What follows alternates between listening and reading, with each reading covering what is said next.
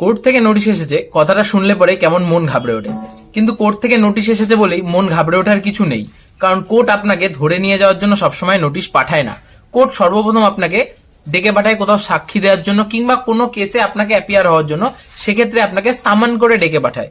আচ্ছা, সামান কি? সামান হচ্ছে আপনাকে কোর্ট ভদ্রভাবে ডেকে পাঠাচ্ছে, আপনি সশরীরে সুস্থভাবে কোর্টে উপস্থিত হন। এবার দেখা গেল আপনি সামান মানলেন না বা সামান অনুযায়ী আপনি গেলেন না, তখন আপনাকে একটা বেইলেবল ওয়ারেন্ট জারি করবে কোর্ট, যার জন্য পুলিশ আপনাকে ধরে নিয়ে যাবে। এবং যেহেতু বেইলেবল গ্রাউন্ড, সেহেতু আপনি বেলের শর্ত অনুযায়ী পেমেন্ট করে বা বেলের ফাইন দিয়ে আপনি কোর্টে অ্যাপিয়ার হবেন। এবার যদি আপনি বেইলেবল ওয়ারেন্টের পরেও কোর্টে হাজির না হন, সেক্ষেত্রে কোর্ট আপনাকে একটা নন বেইলেবল ওয়ারেন্ট জারি করবে।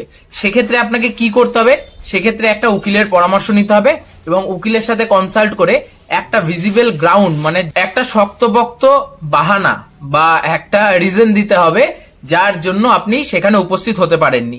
তাহলে আপনার কোনো সমস্যা হবে না, নয়তো পুলিশ আপনাকে অ্যারেস্ট করে তারপরে নিয়ে যাবে। মাথায় রাখবেন, কোর্ট নোটিশ পাঠালেই পুলিশ আপনাকে অ্যারেস্ট করতে আসে না।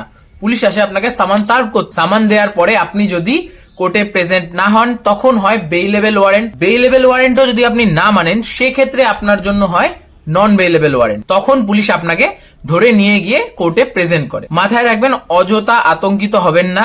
আইন আপনাদের জন্য, আইন আপনাকে ভয় পাওয়ানোর জন্য নয়। ভিডিওটি ভালো লাগলে আমাকে সাবস্ক্রাইব করবেন বা ফলো করবেন। আমি এরকম ছোট ছোট সচেতনতামূলক ভিডিও করে থাকি, পাশে থাকলে ভালো লাগবে। সুস্থ থাকেন, সচেতন থাকেন।